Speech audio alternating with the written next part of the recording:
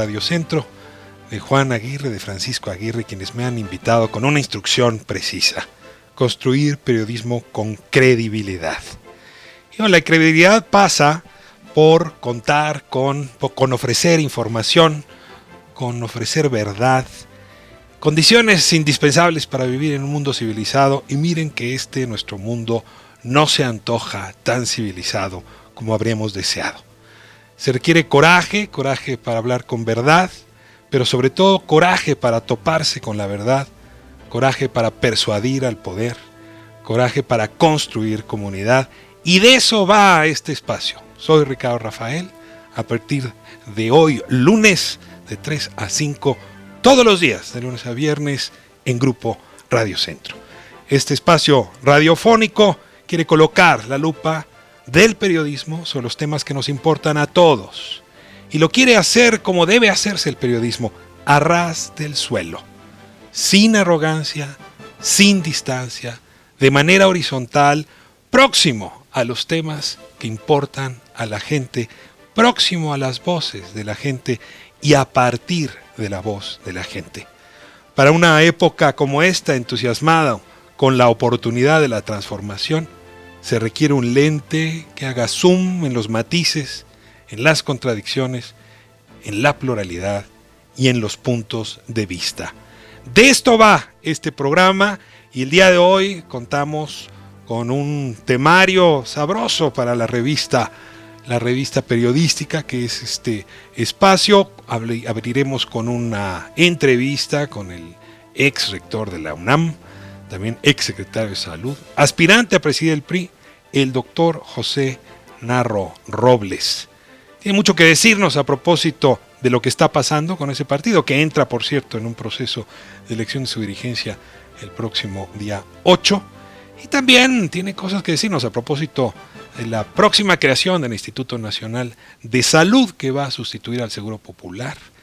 Y viene proceso también dentro de la UNAM. Como ex rector, hay algo que preguntarle sobre el tema. Nos acompaña también el día de hoy el senador Ricardo Monreal, vía telefónica.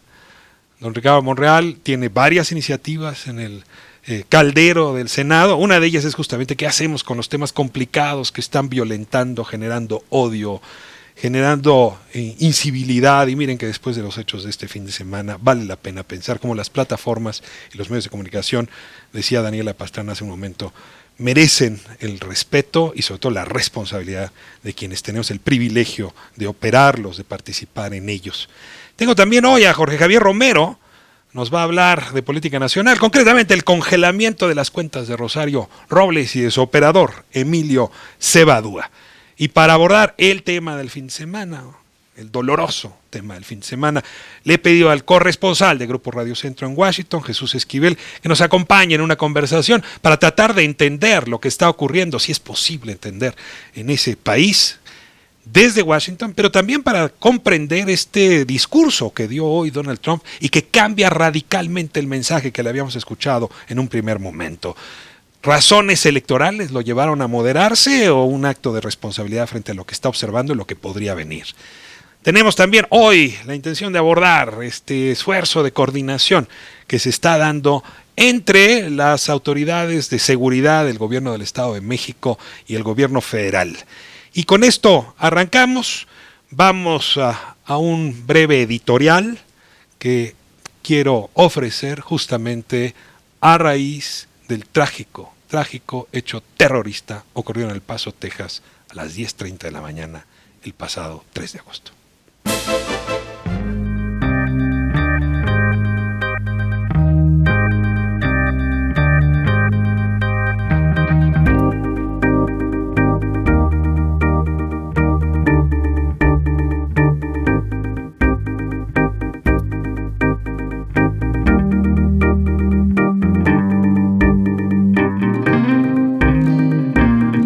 Durante la madrugada del pasado sábado 3 de agosto, Patrick Wood Crusius, un estudiante universitario de 21 años, tomó su automóvil desde un barrio a las afueras de la ciudad de Dallas, condujo más de 700 kilómetros cargando consigo legalmente una AK-47 Wars 10.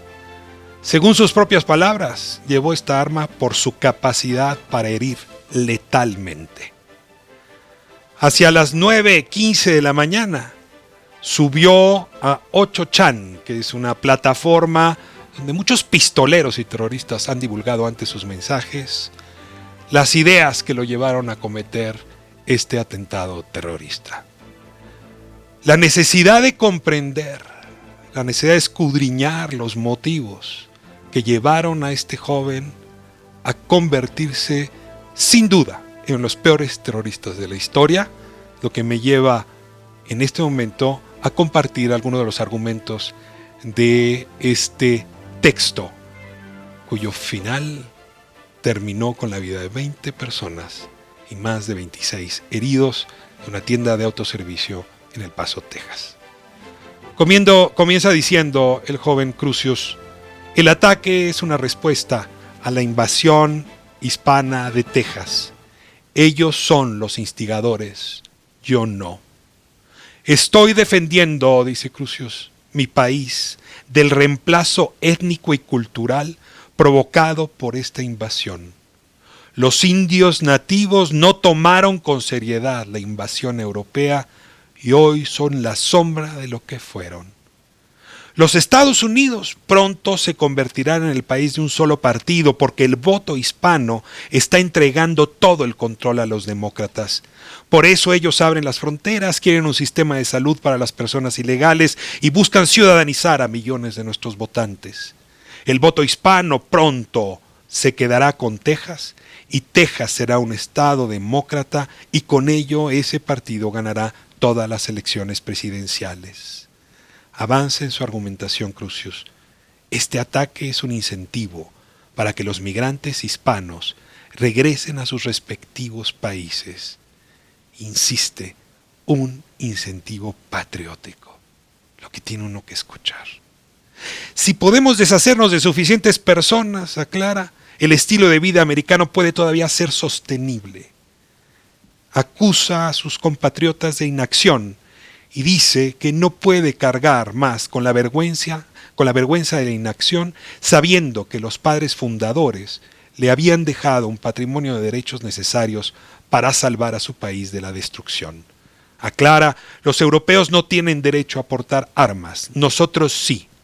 Si a los Estados Unidos se caen, será por culpa de esos traidores y por ello no siento culpa alguna de mis acciones. Me detengo aquí. El tema de la aportación legal de armas es clave, porque le entrega a un individuo con un discurso de odio la capacidad de convertir ese odio en muerte. Insiste ahora con su visión racial o racista. Estoy en contra de las mezclas de razas, porque destruyen la diversidad genética y crean problemas de identidad. Valga comprensión. Lo mismo, lo mejor, sería dividir a los Estados Unidos en una confederación donde al menos un territorio sea entregado a cada raza. Esa separación física eliminaría la mezcla racial y mejoraría la unidad y representación de cada grupo. Y termina su comunicado. Mucha gente cree que pelea a favor de los Estados Unidos, pero que esa batalla está perdida. No pueden estar más equivocados. Esto es solo el comienzo de la batalla a favor de mi país y de Europa. Me honra encabezar esta batalla para apartar a los Estados Unidos de la destrucción. No hay muchas palabras que puedan agregarse a este texto demencial, excepto que Patrick Crusius no es el único desquiciado que comparte esta narrativa. Y algo peor, que este discurso ocurre en el contexto de una campaña política donde, hay que decirlo, es bienvenido por muchas personas, no solo en Texas, no solo en Estados Unidos, es un problema global donde las identidades están en crisis y esa crisis se está volviendo violencia.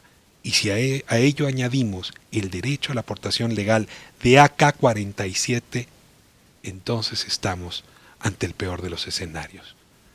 Mucho hay que hablar de esto, y lo haremos hoy en el programa, pero mucho interpela también nuestra propia conciencia, la conciencia del caos que estamos viviendo a nivel global. Termino con estas palabras este editorial, voy a corte y de regreso estará con nosotros el doctor Jesús José Narro Robles.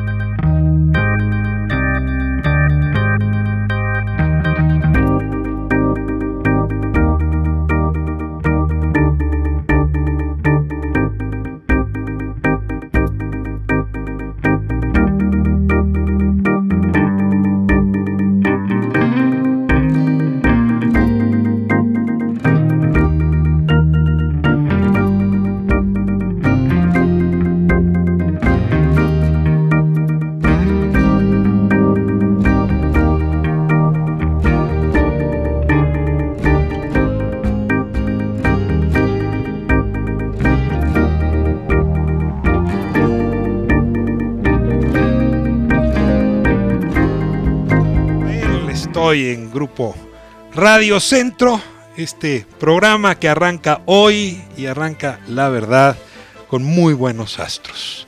Tengo en cabina al doctor José Narro Robles. José, de usted, de tú, ¿cómo te hablo?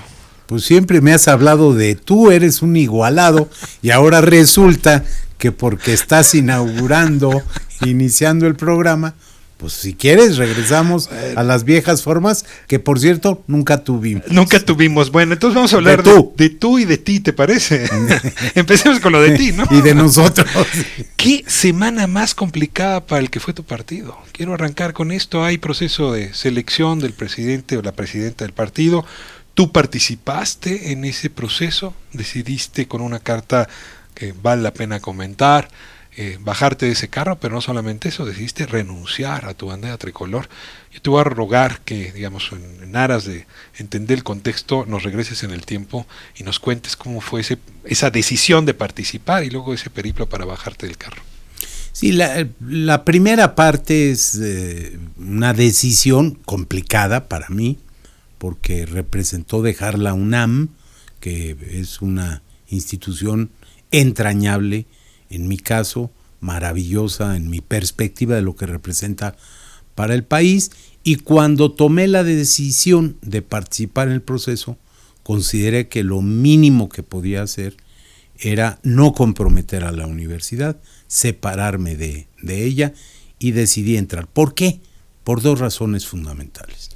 Pensando en México, en el país, que yo creo que el país no va tan bien como quisiéramos, muchos, y dos, por la democracia, porque yo estoy seguro, estoy convencido de que un sistema democrático requiere de partidos políticos fuertes, sólidos, y de una oposición bien configurada. A ver, te tengo aquí la reflexión que nos hicimos en este país, sobre todo en los años 70, ¿te acuerdas? José López Portillo literalmente fue el único candidato de las elecciones 76 y a partir de ahí nos cayó el 20 de que en efecto necesitamos pluralidad partidaria. Ahora, la pluralidad partidaria pasa por tener leyes que la garanticen, pero también institutos políticos que quieran jugar a la pluralidad. Institutos que quieran jugar a la pluralidad y actores políticos que crean en la pluralidad. La crisis de la oposición en México es de proporciones inmensas. Quizá desde la llegada de los generales sonorenses no habíamos visto esta crisis de la oposición. No sé, porque nunca me lo había planteado en el tiempo. Después no había reflexionado sobre cómo andábamos con la oposición en los años 50 o en los años 40 o etcétera. Pero lo que sí ahí es muy digo sencillo yo, responder, eran partidos paraestatales. Ya teníamos Acción Nacional, que no fue no sé si en algún momento, pero en general no fue un partido paraestatal. Ya teníamos algunos que sí hacían esa tarea. Pero la democracia requiere oposición. La pluralidad es lo que le da fuerza a una colectividad, a una sociedad. Las expresiones diversas son realmente dignas de ser tomadas en cuenta, y para quien gobierna es mucho mejor tener oposición a tener solo unanimidad, y máxime cuando esta no es real. Ahora, ¿coincidirías conmigo en que, no te voy a preguntar por Partido Acción Nacional, que merecería una conversación similar, que el Partido de Revolución Institucional, que fue uno de los bastiones de la construcción del México contemporáneo, sin duda, está hoy en su peor crisis y que probablemente no salga de ella? Y casi le pregunto al doctor. Es decir, los síntomas de la enfermedad se ven serios. Sí, se ve muy serio. Es un paciente que tiene simulación en exceso, que comete excesos de los excesos, que no puede abandonar las viejas prácticas, la trampa, el acarreo, en fin. Y yo participé porque pensé que se podía, que había un ánimo. Pero no había una posibilidad en esa decisión. Es decir, es un partido que sale de la elección muy debilitado, con las preferencias más bajas de su historia, preferencias que todavía están en 2 dígitos, pero que pueden ser en 1 dígito en breve. ¿Por qué meter las manos al lodo? ¿Por qué subirse en lo que baja? Porque el PRI fue, tú lo dijiste, Ricardo, el partido que fundó las instituciones contemporáneas. Nos gusten o no nos gusten. La mayoría nos gustan, el IMSS nos gusta, la Secretaría de Salud nos gusta, el Infonavit nos gusta, el CONACYT nos gusta, aunque nos disgusten algunas cosas, pero ahí están las instituciones. El IFE antes, ahora el INE, la Comisión Nacional de Derechos Humanos. Hay un régimen de instituciones que estableció, organizó el gobierno emanado del Ahora voy a decir una cosa que buena parte del auditorio podría ahorita ponerse a chiflar, y sin embargo lo voy a decir porque lo creo. Hay actores muy importantes, muy serios, éticamente responsables, que estuvieron en el PRI. Bueno, Reyes Heroles, a ver, por favor, y no nada más. Mujeres extraordinarias, Ricardo. Tú conociste seguramente a María Lavalle, aunque eres joven, pero campechana fantástica. Mira que hay campechanos que valen mucho la pena. Jalisciense, colimense, Griselda, primera gobernadora de nuestro país, María de los Ángeles Moreno, presidenta del PRI. Ahora, no. Luis Donaldo no están representados. Hoy no. O sea, yo no los veo. Digamos, no. A ver, déjame ¿No? poner el debate que vi recientemente entre los tres aspirantes, ¿no? O sea, Ivonne Ortega, Alejandro alias Alito, ¿no? La señora Nadia, ya ni siquiera sé su apellido. Piñón. Nadia Piñón, ¿no? Que fue de un nivel bajísimo. Y yo me preguntaba, ¿y dónde está el doctor Narro? ¿Por qué no lo dejaron llegar siquiera para que este debate fuera distinto? Para que llamara con algún entusiasmo a la base priista, ya olvídese al resto del electorado. Pues sí, pero no se dieron las condiciones. Se tomaron decisiones tan importantes como la expresión de los gobernadores antes de tiempo. Yo lo dije, se dieron muestras groseras de intervención del Ejecutivo Federal actual y del anterior.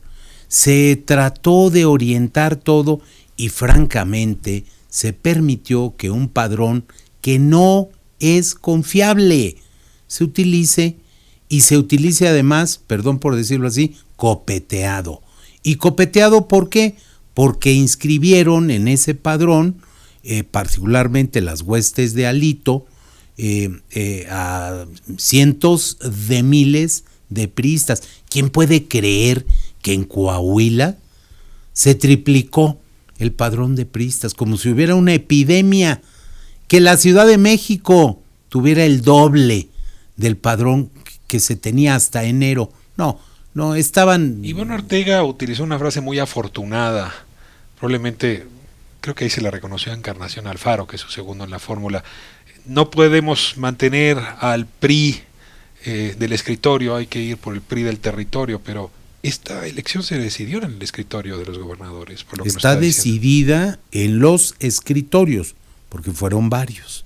¿Pero escritorios todos de gobernadores? Sí, porque me dice el ex presidente, el actual presidente, pero sin los gobernadores. A ver, sin el gobernador de Oaxaca, sin la fuerza priista de Coahuila, sin la fuerza priista de Campeche, esto no estaría ocurriendo. Son los gobernadores los que están conduciendo este proceso. Sí, los que operan, no necesariamente los que tomaron en primera instancia la determinación. ¿De quién es el pacto mafioso? Pero yo digo que es un acuerdo político que no le hace bien a un instituto que merecería tener otro destino. Pero usted contaba con el respaldo de senadores. Tú contabas. Es que cuando me surge el respeto tan grande, empiezo a hablar de usted. Es un ejercicio. A ver, yo platiqué, porque esto... ¿Pero qué pasó con esos senadores, con esos diputados que te veían muy bien? Pues sí, de repente, la línea. ¿Y la sentiste? ¿La viste pasar? No, bueno, me la dijeron. ¿Miedo tu persona? Me la dijeron. ¿No te ibas a dejar manejar? No, por supuesto que no. Tampoco iba a ser un chivo en cristalería. Ni títere ni chivo en cristalería, algo en medio. Algo decente. A ver, la política en México tiene que cambiar.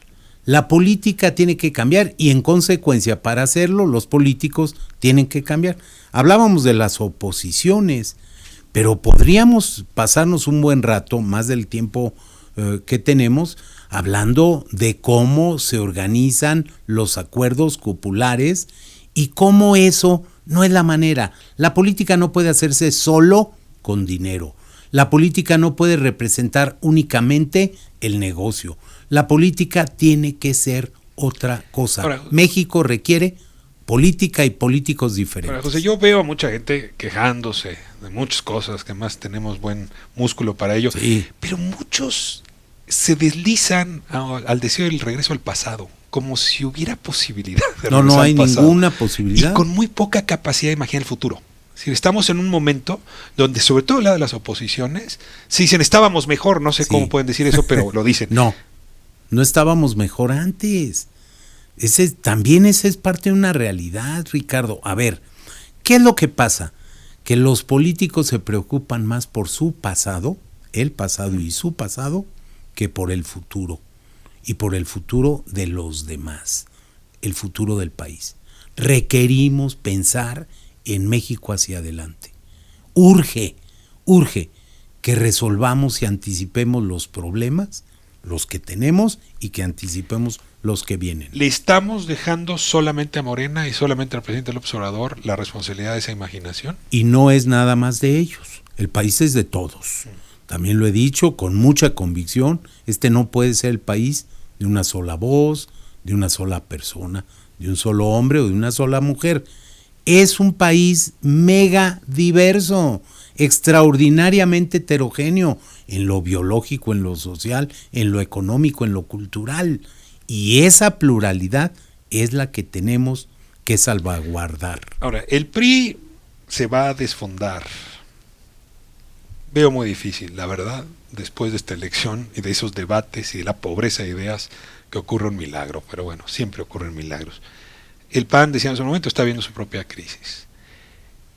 ¿Tienes pensado jugar desde otros espacios de pluralidad, desde oposición electoral, desde la discusión académica? ¿Cómo te imaginas, o dicho en otros términos, cuando decidiste no solo renunciar a la presidencia del PRI, a tu militancia partidista? 46 años, y en el propio documento en el que di a conocer esa doble decisión, también hice un señalamiento. Yo voy a seguir en la lucha. ¿Cómo? No lo sé. Ver, danos no lo sé, luz. No, pero déjame. No sé, el periodismo puede ser una decirte, manera, no se te antoja tomar el micrófono. Hombre, has reencarnado varias veces. Pero universitario, secretario. Pero ¿por qué no una tercera y una cuarta? A ver, ¿qué es lo que hay que hacer? Yo, en mi caso, yo tengo que reflexionar muy bien. He estado platicando, abriendo el abanico, hablando con muchas fuerzas políticas del país, pero también con estructuras de la sociedad civil, con organizaciones. De verdad, la primicia, ¿has hablado con Movimiento Ciudadano? Sí. ¿Están muy interesados en tu persona? No sé, pregúntale a ellos. Ellos me dicen que están muy interesados. Eres el perfil que quieren en su partido. Pues mira, he platicado con gente de Movimiento Ciudadano, he platicado con gente de Futuro 21, PRD, he platicado con gente de Acción Nacional, he platicado con personajes del mundo académico, de las estructuras que generan opinión pública. He estado escuchando y pues haré una síntesis en algunas semanas, no muchas, para ver. Lo académico a mí me sigue interesando, me sigue motivando mucho. He platicado con jefes académicos. Ahí también hay jefes, ¿verdad? No, hay jefes de jefes. Y como decía Kissinger, esa es la política más difícil, porque el pleito es por tan poquito. Por tan poquito y por tan importante. Claro. Hoy platicaba con un grupo de jóvenes y los llamaba a eso, a entender y cuidar a las instituciones del país. La fuerza de México se ha venido construyendo a lo largo de muchos años y hay que cuidar a las instituciones. Oye, en eso que dices me planteas una de las preguntas que tenía preparada para ti. ¿Está siendo difícil la conversación entre generaciones? O sea, por un lado uno observa en Estados Unidos, por ejemplo, que los jóvenes están entusiasmados con Bernie Sanders. Sí. Tú mismo, cuando estuviste en posibilidad de ser candidato a la presidencia, muchos editoriales dijeron esto. Tú dijiste algo que a mí se me quedó grabado y que hoy aquí en Grupo Radio Centro vengo a decirlo. El adulto en casa. ¿Requiere México sí o no un adulto en casa? Mira, yo no creo en el conflicto entre las generaciones. Por lo menos en mi caso no se da. No se dio en el pasado. ¿Conversas fácil con los jóvenes? Como dicen ellos, ¿te agarran la onda fácil? Pero facilísimo, y yo también a ellos. O sea, es Internet, como cualquier, las redes, esta mira, forma no como... tanto porque yo sé el que los domino, pero soy el que les platica. Hoy les platicaba cuando en 1990 los celulares eran escasos. Bueno, eran instrumentos propicios para el asesinato. Eran unos unos ladrillos bloques, inmensos. bueno, en la universidad, yo como secretario general tenía uno de esos, y de eso les platicaba, y les llama la atención cómo pudieron haber vivido capaz de interpelar a ese voto mayoritario que hoy es joven. Sí, yo me siento capaz porque entiendo también claramente que ellos no quieren nada más que les hablemos de que son parte del futuro. Ellos son parte del presente. Y con ellos hay que construir. ¿Los representarías en el 21 en la Cámara de Diputados? No estoy en esa línea, lo digo ¿No también. ¿Se te antoja? No, porque la oposición se va a construir ahí, ¿no? Se me antojan otras cosas. Se me antoja ayudar a que se construya una oposición seria, responsable. Uno nunca debe decir de esa agua no he de beber, pero si estamos hablando con franqueza, como siempre hablamos, te diría, no es mi primera Aunque los partidos intención. parlamentarios, los líderes de los partidos normalmente son al mismo tiempo, tienen cargos electorales. Me voy a mover de tema, José, ya sí, para adelante. No seguir futureando tanto. Y mira qué bien nos hace hablar del futuro. Uno de tus temas principales ha sido la salud, ¿no? Desde tu origen familiar, tu propia carrera, tu trayecto. Te tocó ser secretario de salud. Sí. En un momento en donde hizo crisis el modelo de salud que teníamos planteado en este país. Es decir, la fragmentación entre las distintas instancias que ofrecen servicios de salud, el Seguro Social de un lado, el ISSSTE del otro, el ISFAM, el Seguro Popular, pues hicieron que mucha gente o se quedara fuera o tuviera derechos a la salud múltiples, ¿no? Es decir, si yo estaba en el Seguro Social, o si tengo posibilidad de tratarme para la diálisis, pero si estoy en el Seguro Popular no podía, en fin, son cosas que han sido muy lamentables, lo cual obligaba a replantear, a regresar incluso a planteamientos originales para tener un sistema universal de salud. En esas estamos hoy. Se está planteando la creación del Instituto Nacional de Salud. Me encantaría saber tu opinión y también un poco las críticas que se han hecho al Seguro Popular, que algunas ahora hasta te quieren salpicar con ellas, pero son críticas que venían de antes de tu llegada. No, hombre, si yo fui un crítico del Seguro Popular, yo escribí, yo di conferencias, yo fui a la Academia Nacional de Medicina y di mi opinión en el 2003, 2004, de cómo se estaban desarrollando las cosas. Pero hoy tengo que reconocer que el Seguro Popular tiene 15 años de existencia, que ha tenido un desarrollo, que corrigió varios de los problemas que tenía, que algunas de las facilidades que se daban, porque así estaba la normatividad, era muy laxa, para que se utilizara de una mala manera el recurso que debería llegar a la salud y no llegaba, y quiero pensar, se utilizaba para otras cosas de gobierno. Voy a poner la parte. Me suena, tiene tintes veracruzanos, marimba veracruzana. Marimba veracruzana. Pero eso, claro que pasó. Hoy difícilmente puede suceder, porque hay una nueva normatividad, porque hay reglas que son bastante más rígidas y porque hay más supervisión, porque hay más auditorías. Hay problemas, tan los hay, que cuando yo fui secretario, todavía hasta hace un año, en los 2 años y meses que yo estuve al frente de la Secretaría, me tocó pedirle al jurídico de la Secretaría que presentara 70 denuncias por gastos por recursos no comprobados en las entidades federativas. Pero cada vez es más difícil. Ahora, las ciudades se van construyendo por precedentes y el presidente Javier Duarte es inmenso. O sea, por lo menos toda la rumorología que existe alrededor del desvío de recursos y la compra de medicamentos que no cumplían con los estándares e incluso la posibilidad de que haya habido no medicamentos vendidos como medicamentos nos dejan muy inquietos. Déjame ir a corte y regresamos para hablar a fondo del caso Veracruz y cómo se está construyendo la reflexión hoy a partir del caso Veracruz. Vamos a corte, regresamos. Soy Ricardo Rafael. Estamos en Grupo Radio Centro.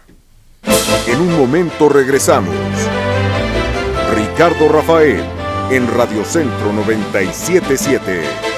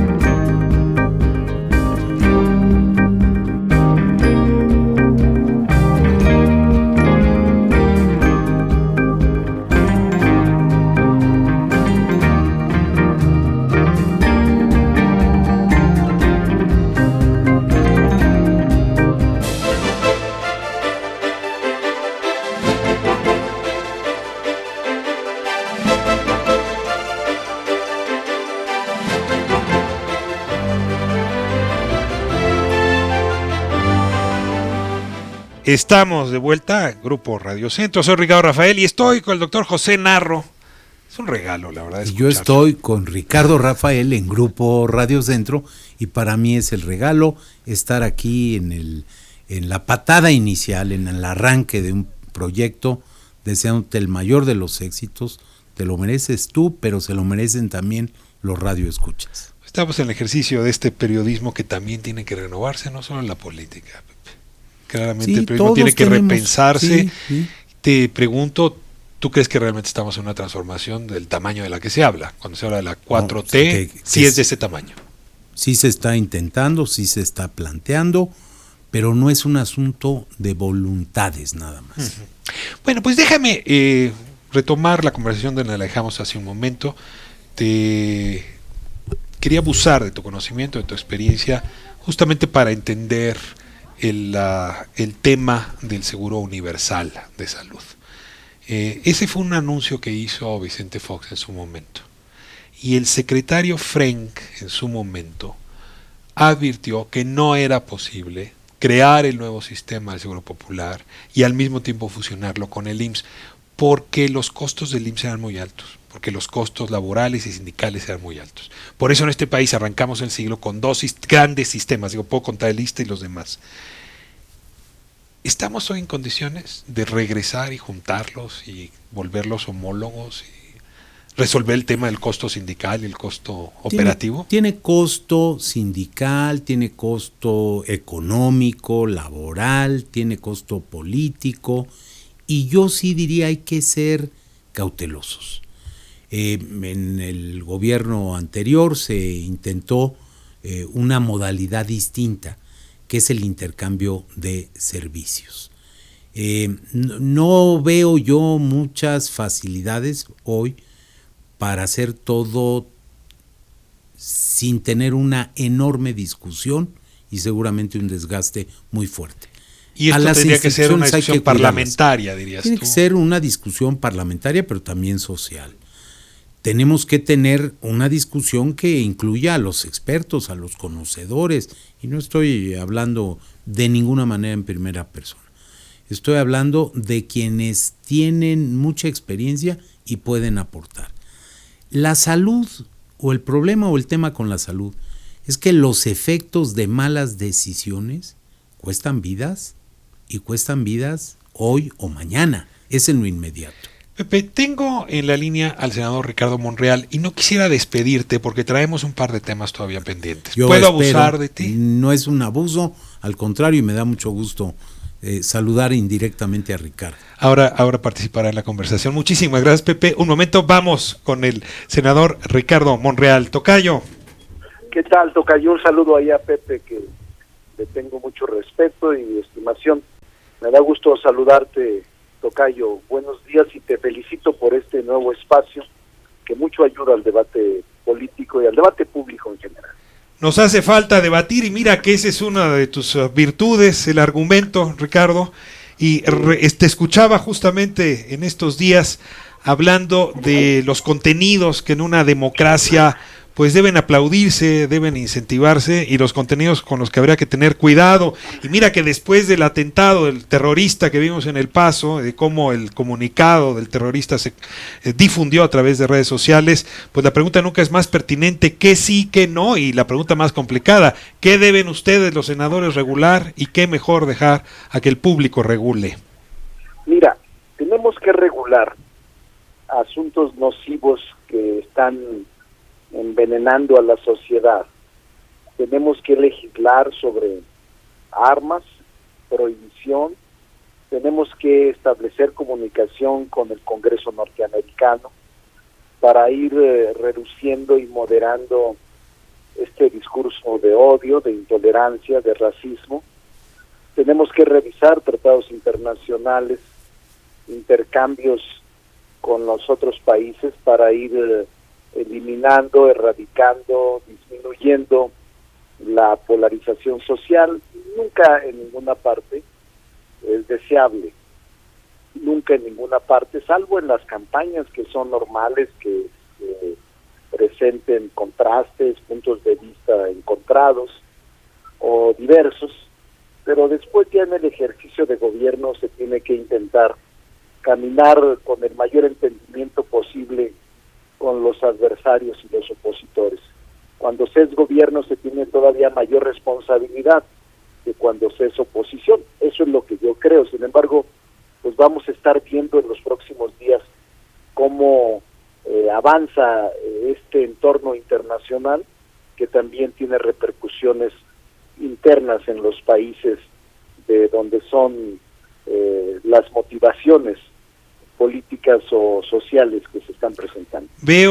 Escucho más bien algunas voces reclamándole al presidente no ser más enérgico a su vez en su exigencia hacia los Estados Unidos. Hoy en la mañana en la conferencia decía el que confiaba en que el presidente Trump iba a endurecer la legislación en materia de armas. Es decir, vemos otra vez un gobierno mexicano que cree en la posibilidad de construir consensos con la Casa Blanca, y del otro lado un público que a veces quiere ver sangre, pues porque no nos ha tratado bien la Casa Blanca, y no solo eso, está construyendo su campaña justamente a partir del discurso de odio. En efecto, yo creo que el presidente ha actuado de manera inteligente, sin precipitarse y sin extridencia. El Senado también hará lo propio como un órgano revisor de la política internacional. Estamos por conversar con los grupos parlamentarios para tener una posición única. No dejemos pasar esta tragedia como una anécdota. Incluso hay mexicanos que perdieron la vida, que nuestro reclamo sería legítimo. Me imagino, Ricardo, tocayo, que hubiera sucedido viceversa, al contrario, que en México, en Ciudad Juárez, en algún almacén, en algún restaurante, algún mexicano o nacional hubiese disparado a 5 anglosajones o 5 norteamericanos o a 20 heridos. No, pues estaríamos en este momento en un proceso de linchamiento mundial, y seguramente reclamando la extradición del autor intelectual o material de estos hechos trágicos. México sí está actuando.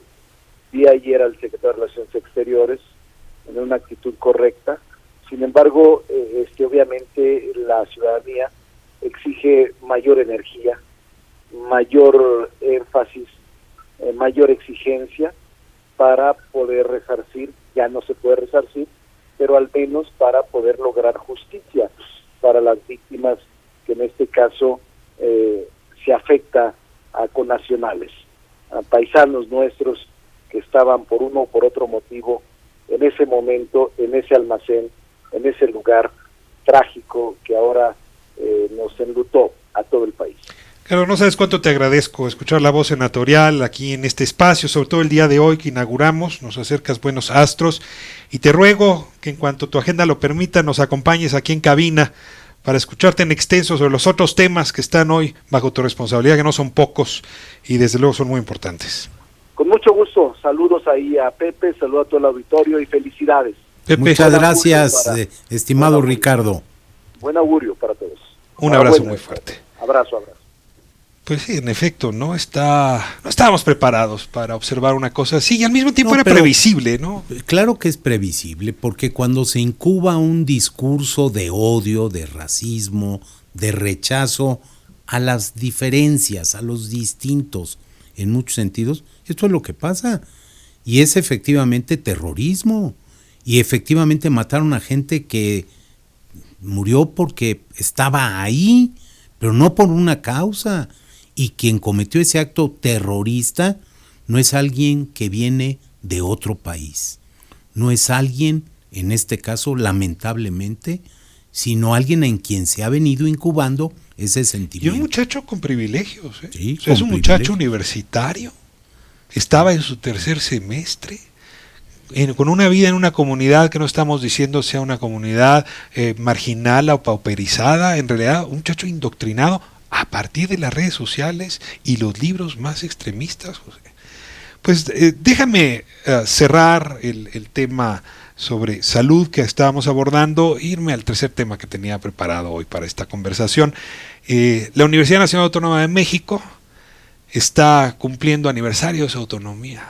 90 años de autonomía, uno de los principios torales. ¿Cómo en la defines vida. autonomía? Pues la capacidad, lo puedo hacer escrito al respecto, he dado conferencias, la capacidad de gobernarse dentro de la universidad, de administrarse los propios universitarios, de tomar las decisiones, pero sobre todo de definir los contenidos académicos.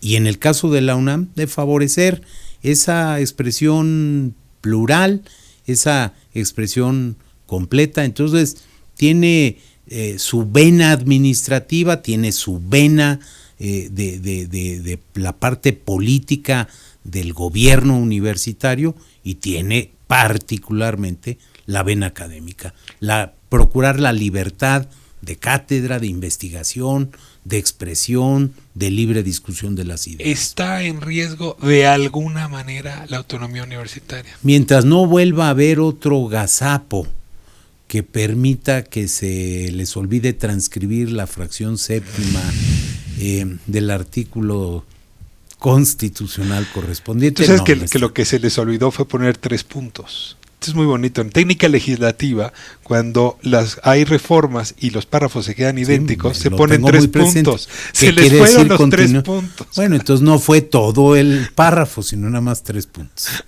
Mientras eso no pase. No ves riesgo. No, la elección ahora para rector no la pone en riesgo. No ves la corrupción en la que han participado muchas universidades. Porque si hablamos de la estafa maestra, en un momento le vamos a dedicar tiempo, en las universidades, por una ley de adquisiciones mal entendida, han servido para asignar contratos multimillonarios escudados en la autonomía universitaria. Y te estoy hablando de universidades tan importantes como la UAM, o sea, no son universidades pequeñas. No hemos los universitarios cuidado poco el valor que nos instruye la propia Constitución. Mira, sí se tiene que ser muy cuidadoso, pero este es un tema, yo de verdad lo digo, no conozco a profundidad los asuntos. Aquí la pregunta que tiene uno que hacerse es, ¿hubo corrupción? Pues que castiguen a los corruptos. ¿Estaban dentro del gobierno? Pues que sean ellos. ¿Estaban también en complicidad con algunos académicos? Pues que paguen su responsabilidad. Yo estoy de acuerdo en que la corrupción es uno de los peores males que tiene nuestro país. Y la única manera de combatirla es acabando con los corruptos. Los corruptos tienen que dar cuenta de sus hechos y de sus actos. A ver, entramos al estado de Veracruz de vuelta, habíamos prometido ese tema. Javier Duarte sí es un animal aparte. Miren que en un país corrupto tener a alguien en los extremos de la corrupción es realmente, emblemático. Un individuo que por la vía del sistema de salud generó actos de corrupción muy serios. No nada más de salud, sí de salud, pero no nada más fueron el tema de la salud. A ver, por supuesto que tiene que castigarse con toda la fuerza, con toda la energía. Pero es un problema del sistema, o es un problema de las personas, o dónde colocamos la responsabilidad. Es un problema mucho más complejo, más allá de las personas. Pero no es solo del sistema, es el sistema y las personas.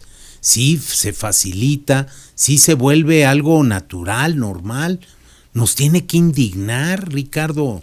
¿Desde la Secretaría de Salud le indignó cuando llegaron esos primeros expedientes a su escritorio? ¿Llegaron a tiempo? Mí, tan me indignaron que, por supuesto, no avisé, no pedí permiso, no informé que iba a hacer. No fuiste a ver al presidente Peña Nieto y le dijiste, tengo aquí... Yo encontré, a lo largo de esos 2 años y medio, 70 casos. ¿Cuántos de esos de Veracruz? La mayoría, bueno, no la mayoría, un número muy importante. 30 y tantos. 28, si no me falla la memoria, por ahí. Y directo a la PGR. Directo a la PGR. Y volvió a aparecer. Que Raúl Cervantes se hiciera cargo del asunto. Pues sí, y yo traté de darle seguimiento en todos los casos. Algunos de esos expedientes. ¿No te llamaron y te regañaron por andar haciendo eso? No, debo decirlo también con toda franqueza. No pedí permiso, pero tampoco recibí algún comentario de muchacho o señor, eso no se hace. La Auditoría Superior de la Federación. Eso sí se hace. La Auditoría Superior de la Federación se acercó a la Secretaría de Salud para preguntar por Yo me acerqué varias veces con la auditoría. Me tocó tratar con 2 auditores superiores de la Federación. Yo fui a visitarlos, yo me acerqué con quienes estaban en la Secretaría de la Función Pública o de Función Pública, y yo me preocupó enormemente el encontrar el tamaño de la no comprobación. Y emprendimos una tarea. ¿Tienes una cifra en mente? ¿Tamaño de no comprobación por cuánto? Se corrigió, se corrigió, pero era por muchas decenas de millones de pesos. Había cierta displicencia en esto y yo no lo permití. Regularizamos todo lo que se tenía que regularizar en ese proceso, y cuando encontramos que con 1,150 millones de pesos en esas 70 denuncias no había manera, y ya había forma probablemente de recuperar la documentación o de reconstruir el expediente o de devolver los recursos a la Procuraduría General de la República. O sea, responsabilidad penal. Penal. El último tema, Pepe, los hospitales. A los gobernadores les dio por inaugurar fachada de hospital. Yo he visitado algunos, por ejemplo en Puebla, bellísimos, pero sin equipo. Construcciones que costaron mucho dinero, pero que no se concluyeron, justamente bajo el esquema del Seguro Popular. O sea, el seguro les daba dinero, pero no hicieron la tarea que tenían que hacer. Mira, yo también me encontré con un problema en ese sentido. Hospitales que tenían 6, 8 o más años de haberse iniciado, centros de salud que nunca funcionaron, una enorme cantidad de infraestructura no concluida. ¿Cuál es el tema?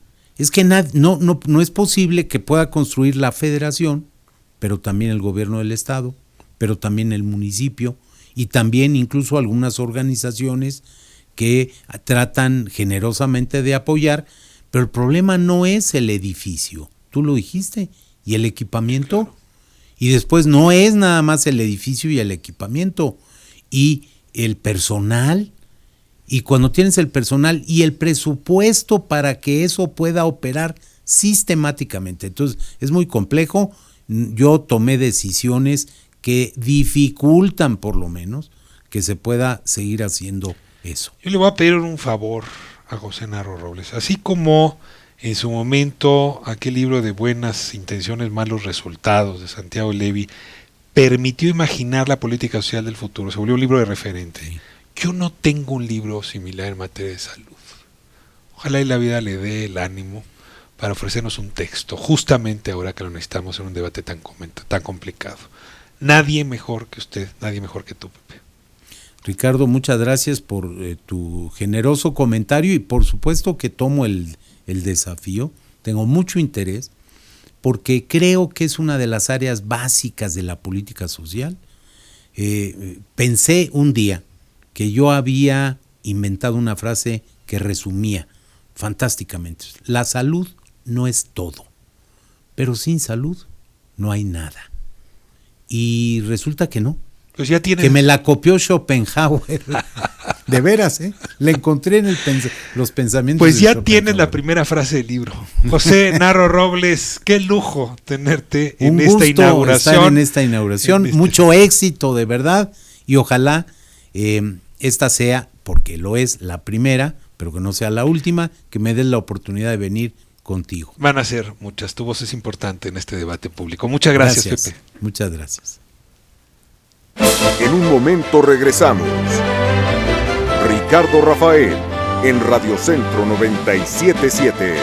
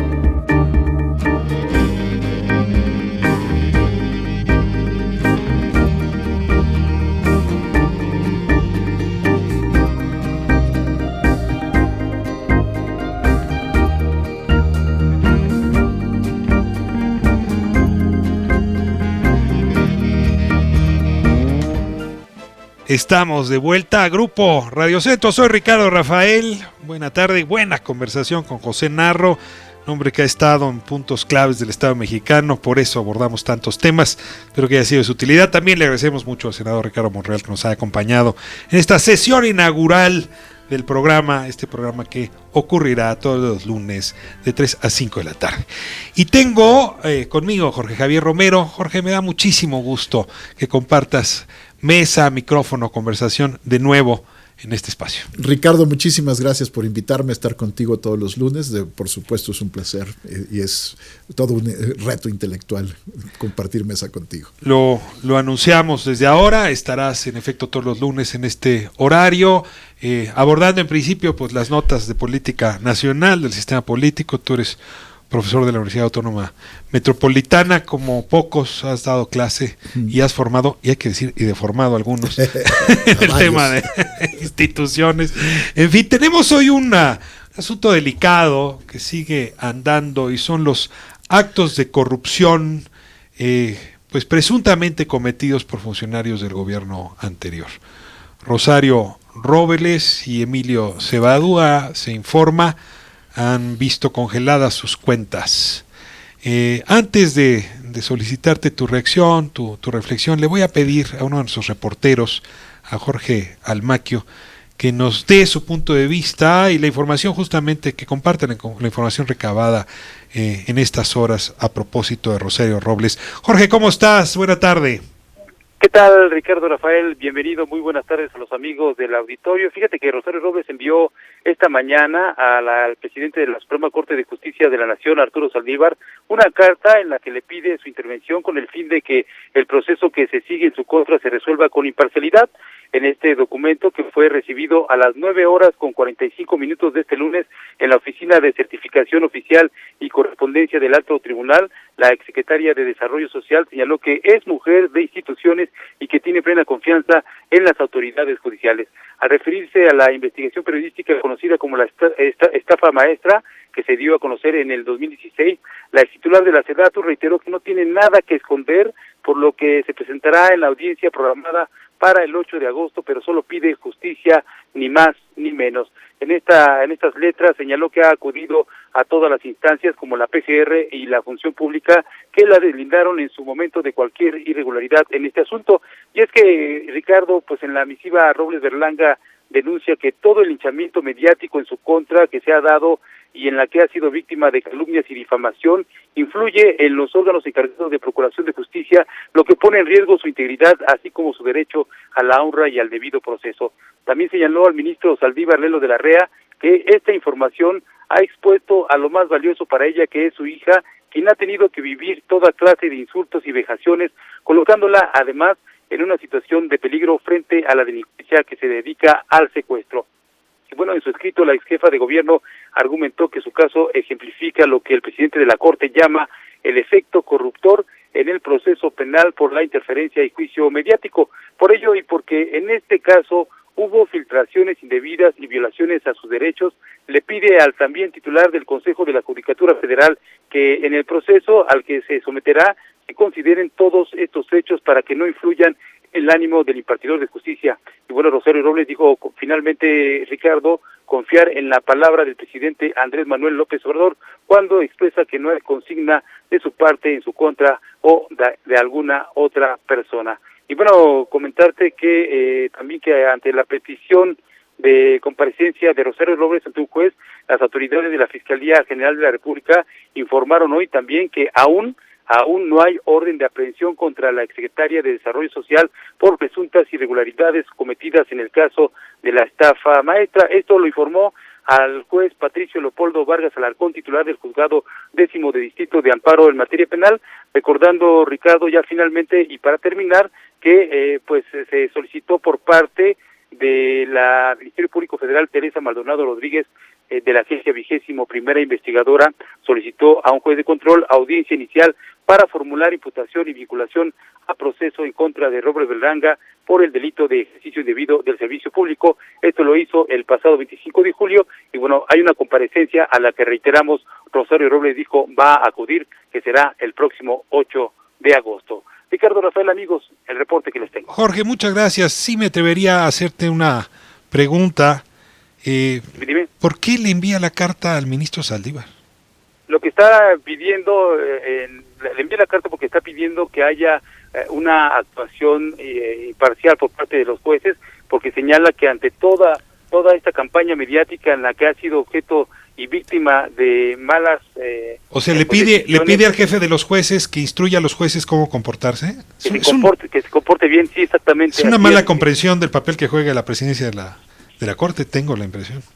Sobre todo porque el mismo ministro de la Corte y presidente de la Judicatura Federal dice que han trabajado de manera imparcial, que no han sido ni de un lado ni del otro, que están trabajando conforme a derecho y que, bueno, esta es la garantía que ha dado. Bueno, ante esto, pues Rosario Robles pues toma la decisión de pedirle al presidente de los jueces, al juez mayor, pues que se les diga que se comporten en este asunto y vamos a ver qué es lo que pasa, cuál es la respuesta, pero por lo pronto así están las cosas, Ricardo Rafael. Jorge Almaquio, muchas gracias por tu trabajo, por tu reportaje, por tu información. Bienvenido, Ricardo, muy buena tarde. Aquí nos seguimos escuchando. Jorge Javier Romero, te tengo muchas preguntas, pero comienzo con esta. O sea, ella dice respeto a las instituciones, se están violando procesos y garantías, y le dije una carta al presidente de la Suprema Corte.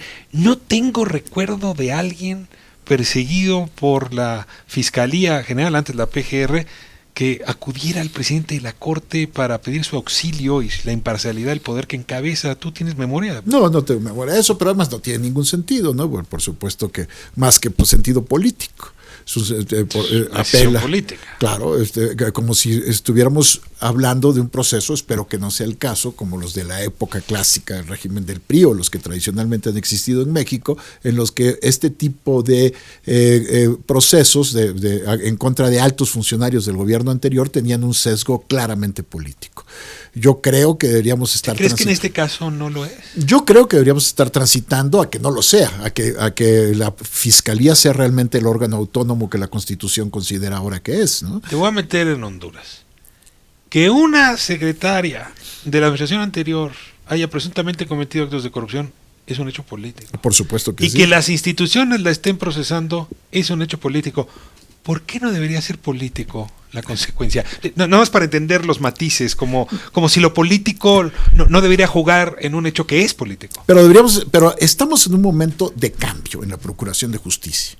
Ese es un punto que tenemos que entender. La Procuraduría en México tradicionalmente era un órgano del Poder Ejecutivo. El presidente nombraba discrecionalmente al procurador, el procurador hacía las tareas que el presidente le encomendaba, por lo tanto solamente perseguía a aquellas personas que el presidente quería perseguir. Hoy la Fiscalía es un órgano autónomo del Estado mexicano. La Fiscalía ya no depende directamente del presidente, aunque el presidente lleva mano en la propuesta del fiscal, intervino sin duda alguna en el nombramiento del fiscal, pero hoy constitucionalmente la Procuraduría ya no depende del presidente, es una Fiscalía autónoma. Entonces sería esperable que los casos que los abordara en función de sus méritos propios y no de las instrucciones presidenciales. Si hacemos memoria de exsecretarios de gobiernos anteriores que fueron procesados, bueno, podemos hacer Félix Barra, Eugenio Méndez Docurro en las épocas de López Portillo, después fue procesado Díaz Serrano en los tiempos de la Madrid. Todos eran los funcionarios altos del gobierno anterior que eran procesados por instrucciones presidenciales. Te detengo aquí porque quien está metiendo ahorita a Rosario Robles en problema no es la Fiscalía, es la Unidad de Inteligencia Financiera, que le congeló las cuentas a Rosario Robles, que por cierto sí depende del Ejecutivo y cuyo responsable ha sido señalado de actuación política. Te ruego una reflexión a propósito le están congelando de Santiago Nieto, y porque es lo que está diciendo Rosario Robles, es decir, claro, voy con el ministro Saldívar para acusar ante la opinión pública y el régimen que me están persiguiendo, y la prueba es que no es el fiscal, no es Alejandro Gersmanero, no, es Santiago Nieto, ¿Quién está congelando las cuentas? Las cuentas las está congelando efectivamente la Unidad de Inteligencia Financiera, que sí depende de la Secretaría de Hacienda y por lo tanto depende del Ejecutivo. Y efectivamente, Santiago Nieto tenía un comportamiento, por decirlo menos, errático en su carrera como funcionario, como fiscal incluso, ¿no? Tuvo un comportamiento extraño cuando fue fiscal de asuntos electorales, parecía que estaba adoptando una posición muy autónoma y sin embargo rápidamente se alineó políticamente. Lo cual llevó a que ocupe el puesto que tiene actualmente. ¿Lo ves hoy sesgado en sus decisiones? Sin duda alguna hay sesgo en este tipo de decisiones cuando se toman desde el Ejecutivo, pero por supuesto la que tiene que presentar pruebas es la Fiscalía y va a poner realmente un caso sólido ante los jueces, porque la Unidad de Inteligencia Financiera puede congelar las cuentas, pero finalmente tiene que haber un proceso, un debido proceso, y eso es una exigencia para todos los ciudadanos, ¿no? Ahora, me muevo a algo que a mí me deja con mal sabor de boca, mucha frustración. La estafa maestra es un gran reportaje periodístico, claro. Y mira que los ha habido varios, pero este es un país donde la denuncia periodística, no importa qué tan buena fue la investigación, rara vez se convierte en un buen proceso, exitoso proceso judicial. Va a ser muy frustrante si ese ejercicio investigativo no pasa.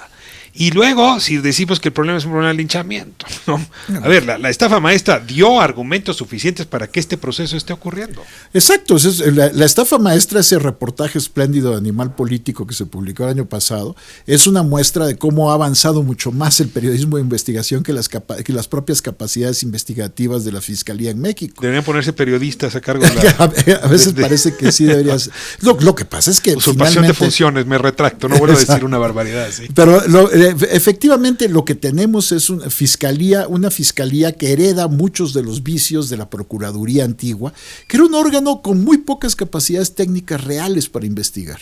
¿Por qué? Por esto que decía yo antes. Capacidades era un órgano, contables, periciales. Todas esas capacidades técnicas estaban infradesarrolladas en la medida que era un órgano que tomaba decisiones políticas y por lo tanto montaba casos en función del apoyo político que tenía el caso, cada caso en particular, y además ocurría una cosa tremenda, que es que prácticamente cuando se ejercía cuando la Procuraduría decidía ejercer la acción penal en contra de alguien, esto ya prácticamente se reflejaba en una condena.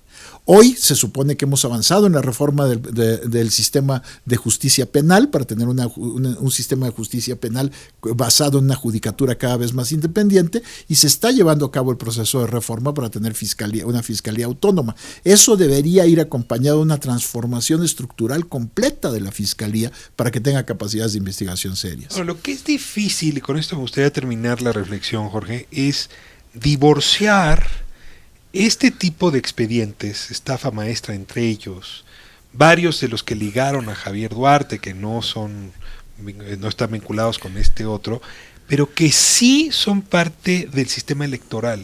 Este fue un dinero donde si uno alcanza a perseguir la sombra, como le haría Peter Pan, ¿no? El sistema que persigue su sombra, vamos a ver las huellas de sustracción de recursos del tesoro público para financiar campañas políticas. En realidad de eso ha estado acusada Rosario Robles sin pruebas, ¿eh? Y ahí es donde vuelve otra vez a preguntarse si Santiago Nieto no se dio cuenta cuando era fiscal de derechos electorales, y desde luego si ahora no correrá esto también por la vía electoral. Se liga también con lo del otro Duarte, ¿no? César Duarte, recursos que se utilizaron del Tesoro pues para ganar elecciones. Así es, bueno, este es un fenómeno que no es exclusivo de México, pero que efectivamente en el que hay que tener muchísima atención, que es que a pesar de que las elecciones tienen un fuerte financiamiento público, los partidos reciben cantidades ingentes de recursos para hacer sus campañas, sigue existiendo la tentación de trasladar dinero público a las campañas para favorecer a candidatos oficiales. Y esto es una historia no que... importa de qué partido estemos hablando. Incluso en Morena habría esa tentación. Por supuesto, y seguramente ha ocurrido, si no ahora en Morena, muy probablemente, pero ha ocurrido en otras ocasiones. No hay partido que se salve de esa infección. Y no hay partido que se salve de esa infección. A menos que efectivamente tengamos una fiscalía de asuntos electorales que persiga realmente este tipo de delitos, porque ese es el punto. Se persigue mucho que si hubo compra de votos de 50 pesos por voto, o que si hubo no sé qué, cualquier reparto de despensas, se entregaron los tinacos. Exactamente, cuando los grandes delitos electorales son los que tienen que ver con el financiamiento, aquí y en todo el mundo.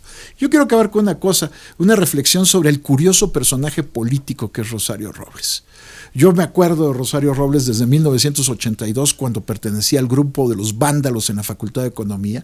Era una radical de izquierda revolucionaria de inspiración maoísta, que se enfrentó incluso al grupo del Partido Socialista Unificado de México que dirigía la facultad, del PESUM, que dirigía entonces la facultad. Lo dirigía José Blanco, le tomaron la oficina a José Blanco y manejaba un discurso ultra radical revolucionario.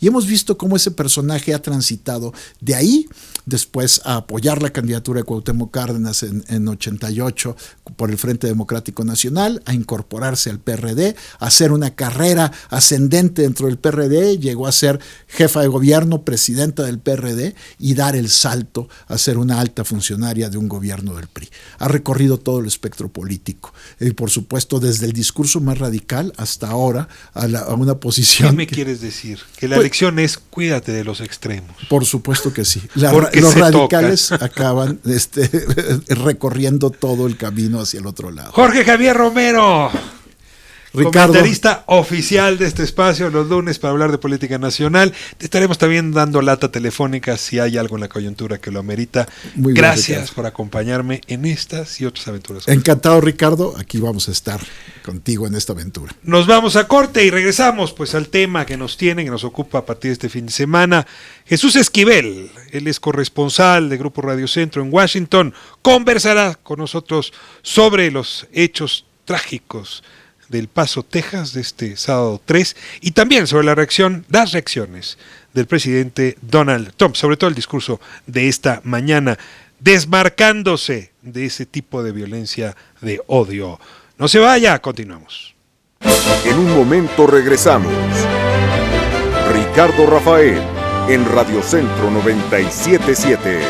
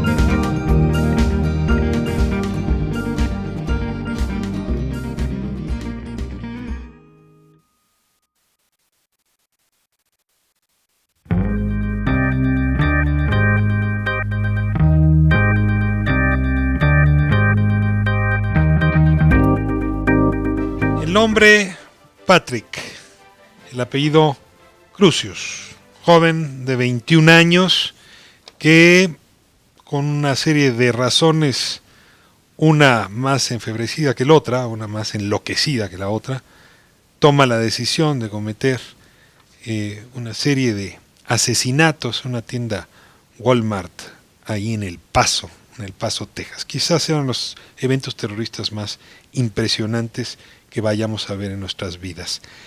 El presidente Donald Trump reaccionó con algo de ambigüedad, tendría que decir, en su primer mensaje, pero el día de hoy dio un mensaje firme, explícito.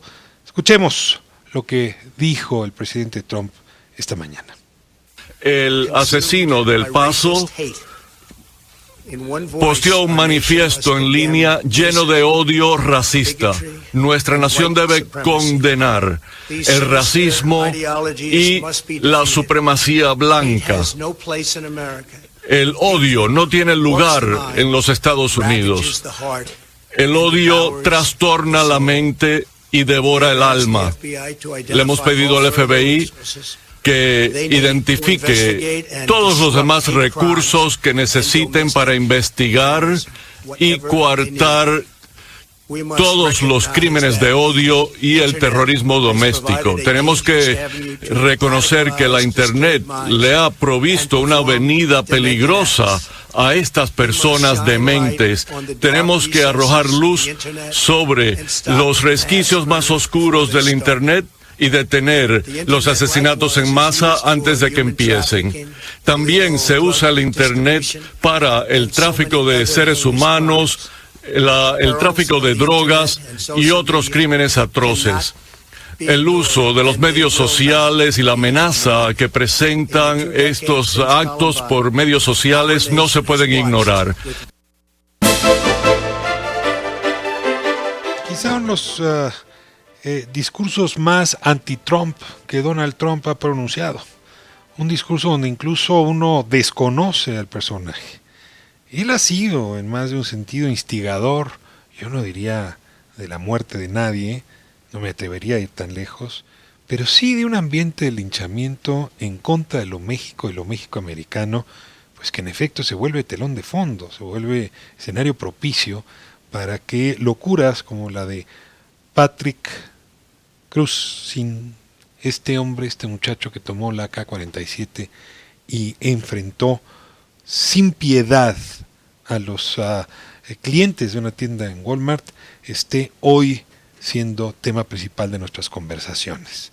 Tengo a Jesús Esquivel, él es nuestro corresponsal allá en Washington, amigo querido, profesional serio, a quien le voy a pedir que reflexione con nosotros, pues en principio sobre este discurso que daba Donald Trump hoy en la mañana, y a partir de ahí podríamos orientar la conversación hacia el hecho en su conjunto hasta llegar al 3 de agosto.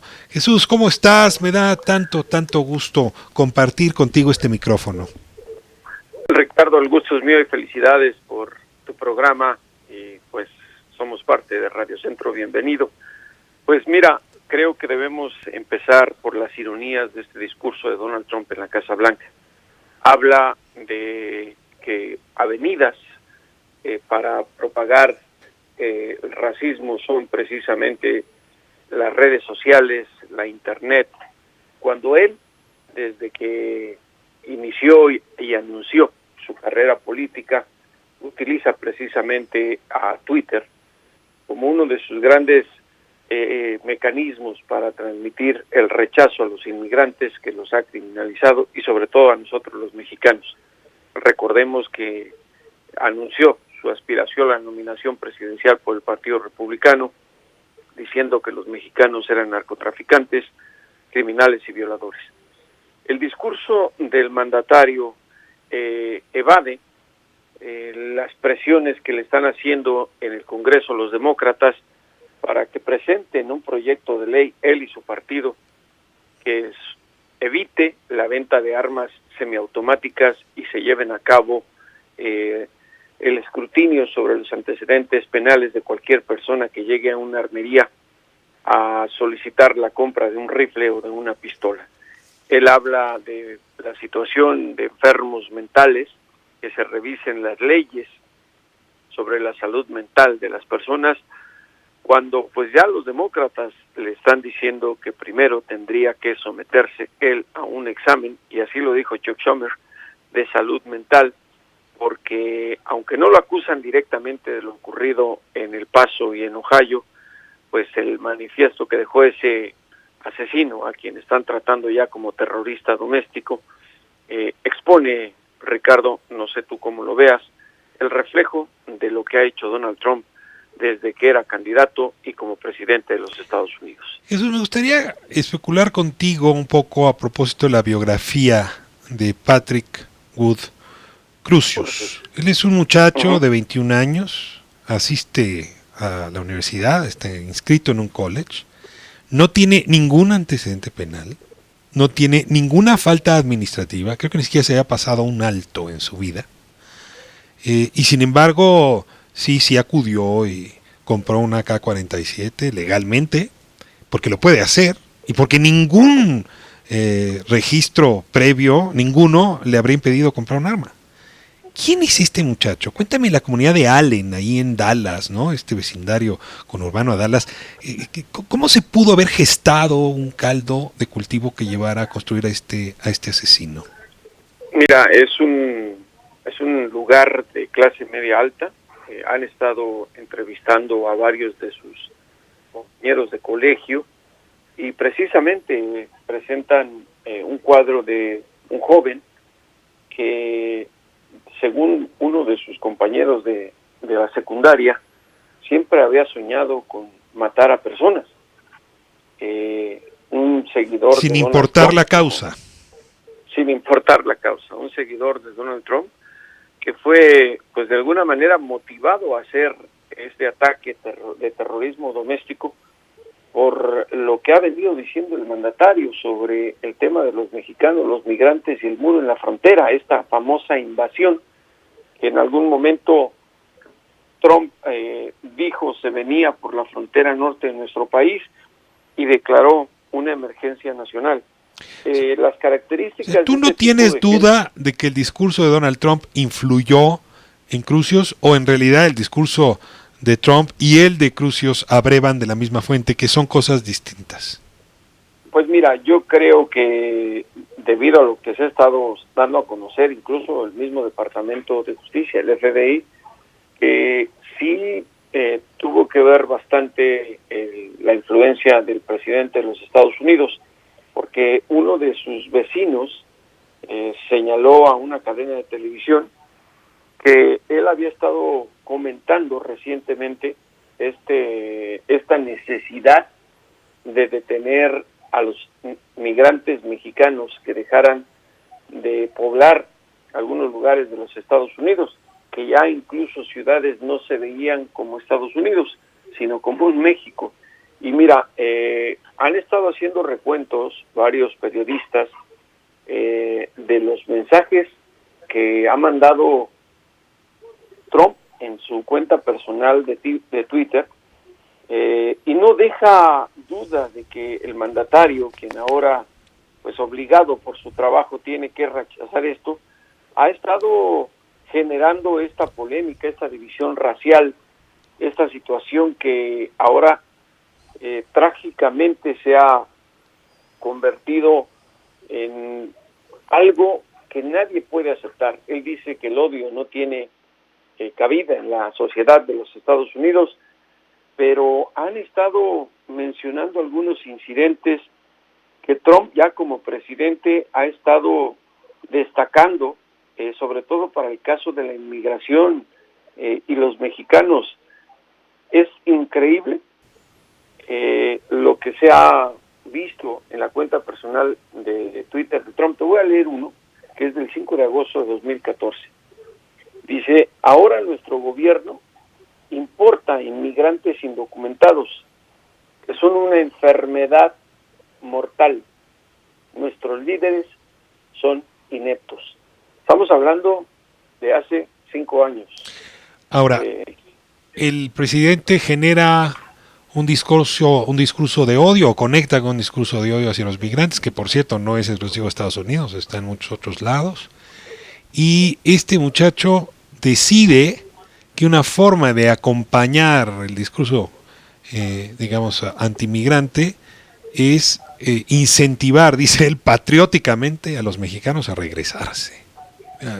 Esa frase es durísima, dice, este ataque es un incentivo para que los migrantes hispanos regresen a sus respectivos países, un incentivo patriótico. Un incentivo patriótico de violencia que tiene mucho contexto por lo que ocurre en este país recientemente con el tema de la facilidad con la que se pueden comprar armas de fuego y explosivos en Estados Unidos, y sobre todo que ocurrió el incidente en una entidad de las 50 de la Unión Americana, en donde las leyes para la adquisición de armas son muy laxas, Ricardo. Yo he recorrido Texas por muchos lugares, y ahí en El Paso incluso, y te puedo decir que a veces es más difícil o más complicado adquirir un automóvil que un rifle. Ahora, la historia de Texas es la historia de los Rangers, o sea, es la historia justamente de la gente armada que construyó esa entidad y que luego construyó ese país. Yo oigo a Trump hoy en la mañana con ánimo de modificar las leyes. Yo te pregunto si es un comentario al vuelo, un poco para matizar, para desinflamar los ánimos enojados, para llevar las cosas a su molino, o tú ves que esta intervención trágica, este acto terrorista trágico, pudiera modificar las condiciones para una legislación nacional a propósito del control de las armas. Pues mira, Trump no habló de una legislación para el control de las armas, habló de una revisión a las leyes de salud mental y habló de agilizar la pena capital para gente que comete este tipo de actos. Por ello los demócratas lo han estado criticando porque no ha presentado nada que pudiera prevenir la venta de armas. Mitch McConnell, el líder de la mayoría republicana en el Senado, no ha llamado a sus colegas para que regresen a Washington, están de vacaciones. Cada vez que ocurre una tragedia como esta, ahora desafortunadamente nos tocó a los mexicanos, la indignación y necesidad de un cambio en las leyes es una especie de amago en el Capitolio, Ricardo. Se han intentado en muchas ocasiones y no se ha llegado a nada. Es el fracaso. Recordarás el asesinato en el estado de Massachusetts de niños que indignó de verdad a esta nación, pero no pasó nada cuando estaba Obama como presidente por la oposición republicana. Y debemos decir que la industria de las armas, y en especial la Asociación Nacional del Rifle, que es la defensora de que todo siga igual, invierten decenas de millones de dólares cada año en el financiamiento de campaña a todo nivel gubernamental en Estados Unidos y más en una presidencia. Y eso es lo que en algunas ocasiones se ha dicho abiertamente, ata de manos al Partido Republicano para sacar adelante un proyecto de ley como que el que se requiere para evitar que las armas semiautomáticas como las que utilizó este asesino en Texas puedan estar en las calles. Es complicado. Además estamos ya en una temporada electoral en la cual los demócratas tienen el gran reto de evitar que Trump se reelija. Me pones justamente en la boca la siguiente pregunta y última, Jesús. A ver, todo esto se da en el contexto de la contienda electoral, incluso el mensaje de moderación de Donald Trump el día de hoy. Porque estos hechos fijan los temas de la contienda, es como si estuvieran puestos en una nuez, ¿no? Es como el extracto del perfume de la campaña. Es decir, hay que hablar del tema migrante, en qué tono, desde qué perspectiva, ¿no? Con qué riesgos, con qué limitaciones. Segundo tema, el tema de las armas, ¿no? Luego, tercer tema, el tema de la migración, ¿no? Que no nada más tiene que ver con los migrantes, sino la relación con México y con los países centroamericanos. Y luego, el tono compasivo o no, déjame utilizar el término, frente a los problemas. Y todo esto con el principal de los acentos en la polarización que está viviendo Estados Unidos. En ese sentido sí se me antoja una de las campañas más complicadas para el análisis, más intensas, pero sí creo que como si esto fuera una llave, me permite lo que pasó este fin de semana abrir la puerta a la comprensión de ese animal político tan difícil que es la contienda 2020. Y seguramente, Ricardo, habrá mayor moderación por parte de los republicanos en el tema migratorio debido a lo que ocurrió. O sea, ¿sí te esperas que esta tragedia vaya a moderar los ánimos antimigrantes? Seguramente lo va a hacer. Los demócratas no creo que dejen pasar esta gran oportunidad de buscar desacreditar a Donald Trump en ese sentido. Además, creo que a México, a nosotros nos beneficia porque es posible que Trump esté buscando y apoyando un proyecto de ley de reforma migratoria que ya no criminalice tanto a los inmigrantes como él pretendía y el Partido Republicano. Y ahí sí creo que la apuesta es de los demócratas, como son mayoría en la Cámara de Representantes, y si sacan adelante una legislación en ese sentido, ambos se van a querer colgar la medallita y van a tener que presentarse como más moderados en ese sentido. Se vienen las negociaciones, la revisión de la segunda fase de los 45 días del acuerdo migratorio que se firmó el 7 de junio entre el gobierno de nuestro país y el de Donald Trump para el tema de los centroamericanos. Se viene el asunto del tercer país seguro. Ahí es donde vamos a ver si en realidad lo que ocurrió en El Paso cambia, por lo menos de forma, la negociación, la posición de Donald Trump respecto a este asunto.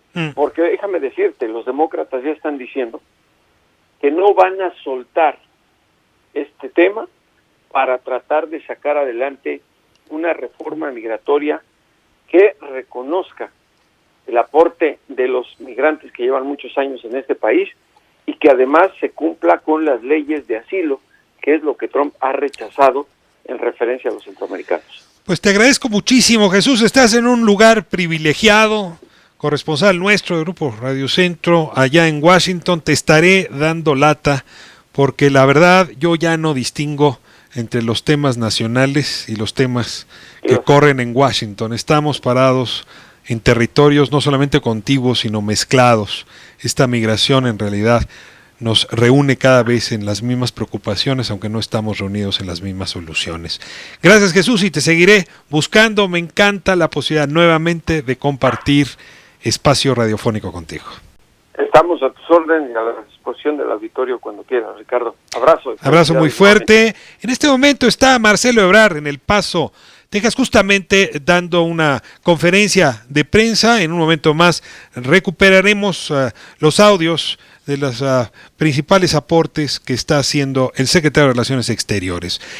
Nos vamos a corte y de regreso le he pedido al reportero Gaspar Vela, reportero nuestro, Grupo Radio Centro, que nos cuente cómo se hebró, cómo se conectó la relación entre el gobierno federal y el gobierno del Estado de México a propósito de la política de seguridad. Hoy en la mañana vimos al gobernador del Mazo, el presidente López Obrador, pues uno a uno, siendo la misma autoridad para enfrentar las distintas amenazas criminales. Los vimos en Valle de Bravo, pero en realidad hablaban de todo el Estado de México. Un esfuerzo entre partidos que no son el mismo y entre niveles de gobierno que no son el mismo, que podría estar dando el ejemplo al resto de la República. Vamos a corte y regresamos. No se vayas. En un momento regresamos.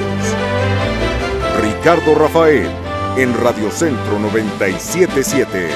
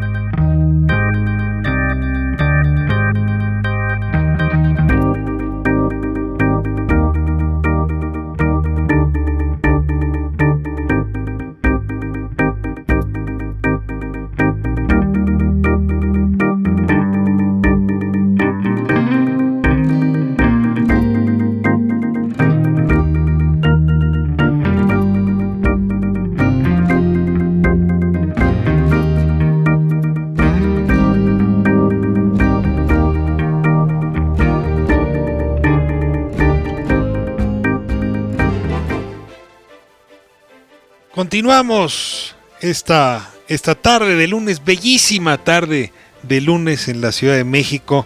El sol es espléndido, el aire está limpio. En fin, arrancamos este programa con muy buena estrella, o déjeme decirlo mejor, con muy buen sol en nuestro centro, en Grupo Radio Centro. Tengo como último tema para abordar en este espacio el asunto principal de esta mañana presentado por el presidente Andrés Manuel López Obrador, que es el esfuerzo de cooperación pues con la entidad más densamente poblada de nuestro país. Si el Estado de México es inseguro, el país entero vive inseguridad. Se trata de un territorio muy diverso, muy complejo, muy difícil de gobernar, con zonas rurales extensas, con zonas urbanas densísimamente pobladas, las más densamente pobladas, con una zona industrial también relevante, con zonas turísticas, y deciden el gobernador Alfredo del Mazo y Andrés Manuel López Obrador pues dar su conferencia esta mañana en Valle de Bravo, y justamente ahí nos entregan un mensaje de unidad entre dos políticos que de próximos no tenían nada y que sin embargo están aprendiendo y sabiendo coincidir en un ejercicio responsable del poder. Lo que queremos es que ya no haya operativos sueltos. Lo que queremos es que toda la acción recaiga en las operaciones de la Guardia Nacional. O sea, unirnos como lo estamos haciendo. Si cada quien actúa por su cuenta, no, es lo mismo. Estamos trabajando de manera coordinada, la Secretaría de Defensa, Secretaría de Marina, Secretaría de Seguridad Pública, Secretaría de Gobernación, los gobiernos estatales, juntos.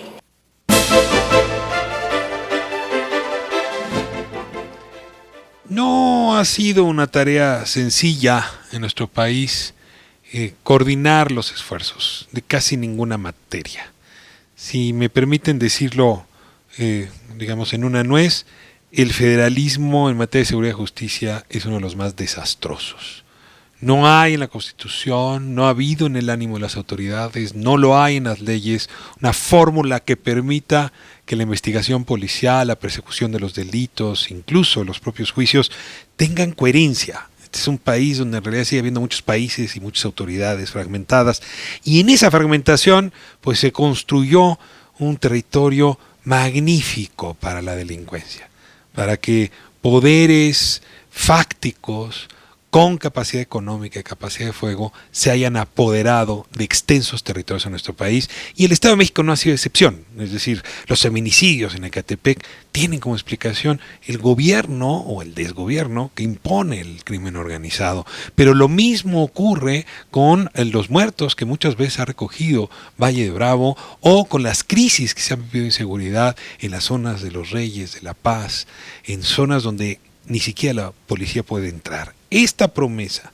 de que gobernador, presidentes municipales se pueden orquestar juntos bajo un mismo mando para recuperar territorio, no para la seguridad, para la Constitución, para que sea la Constitución la que gobierne, es una buena noticia. Le voy a pedir a Gaspar Vela, es nuestro reportero, estuvo justamente hoy en la mañana escuchando este planteamiento, y pues más allá de la nota que hemos ya conocido, te pediría, Gaspar, la sinceridad en el mensaje. Tú estabas ahí, la sinceridad se huele o no se huele, se siente o no se siente. ¿Cómo viste hoy la conferencia? ¿Cómo está, Ricardo?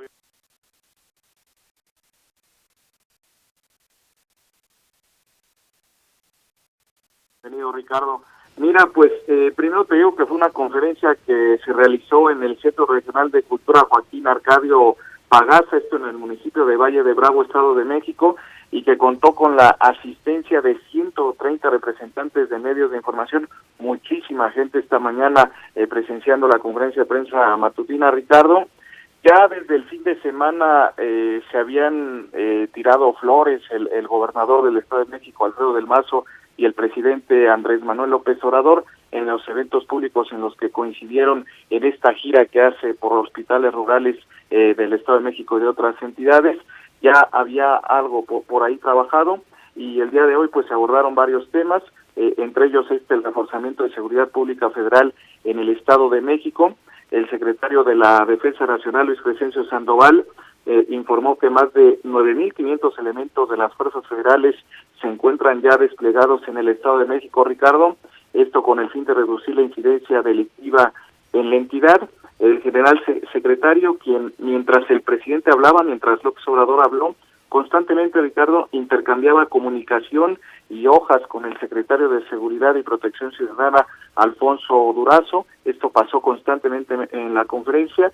Bueno, el general secretario detalló que en el estado actualmente hay 4,044 militares, 17 marinos, 4,326 elementos de la Policía Federal y también 1,122 integrantes de la Guardia Nacional. Por cierto, Luis Crescencio Sandoval portó hoy muletas de una férula en el pie derecho. Esto nos explicaba al final de la conferencia porque se rompió el tendón de Aquiles del pie derecho jugando, no en el trabajo ni nada de qué preocupar. Nos dijo que estaba en un partidito de básquetbol y bueno, ahí sufrió esta lesión, por ello hoy pues lo vimos en muletas. Que a nadie se nos olvide que por eso se llama el tendón de Aquiles, ¿verdad? Porque así vencieron a Aquiles, caray. Sí, bromas aparte, Gaspar, te pregunto, porque hay otro tema abordado hoy que me llamó mucho la atención, y es el asunto de las cárceles. Yo he tenido oportunidad de reportear, de visitar las cárceles en el Estado de México, y la verdad son la idea del horror. Te pongo un ejemplo, la cárcel de Chiconautla es una cárcel que se construyó en medio de un basurero y nunca cerraron el basurero. Los datos es que hay 28,000 reclusos en los penales en el Estado de México, solamente son 22 penales. Esos 22 penales no tienen capacidad de albergar a más de 13,000 y sin embargo hay 28,000 personas, por cierto, muchos de ellos en proceso, no sentenciados. Y hay un llamado de que habría 2 nuevos penales y un cambio en la política para combatir este hacinamiento, que tengo que decir es parte del problema, porque esos penales, por la circunstancia en la que están, promueven el autogobierno y por lo tanto se vuelven centrales del crimen, es decir, son las oficinas principales de los criminales. Te pregunto si en este sentido vale la pena abundar y si sí estamos viendo alguna reacción relevante de ambos gobiernos. Pues sí, mira, fue de hecho el primer cuestionamiento que se le hizo por parte de la prensa local al presidente López Obrador, esta sobrepoblación en los penales del Estado de México.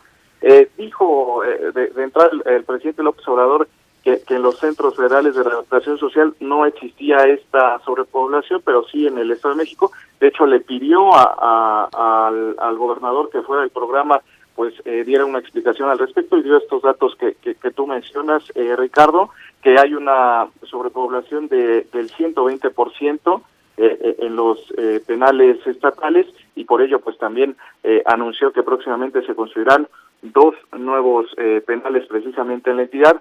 Fue, te digo, la primera pregunta que le hicieron la prensa local respecto a este tema, Ricardo. Mucho te agradezco, Gaspar, y gracias por tu bienvenida. Nos da la oportunidad de frecuentarnos, de trabajar juntos, de producir juntos inteligencia, verdad, noticia y periodismo.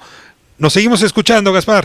Claro que sí, estamos aquí al pendiente, con todo gusto, Ricardo. Hasta luego. Ofrecí hace un momento informar sobre las declaraciones del secretario, del canciller, Marcelo Ebrard, declaraciones que hizo en conferencia de prensa. Está ocurriendo en este momento en El Paso, Texas. Ahí confirmó la cifra de 8 connacionales muertos por el tiroteo ocurrido el pasado sábado en El Paso, Texas. También hay 6 mexicanos heridos actualmente en hospitales. Reiteró que este caso es un caso de terrorismo y anunció que buscará que se regule la venta de armas en Estados Unidos, así como la participación de México en la investigación sobre este acto terrorista.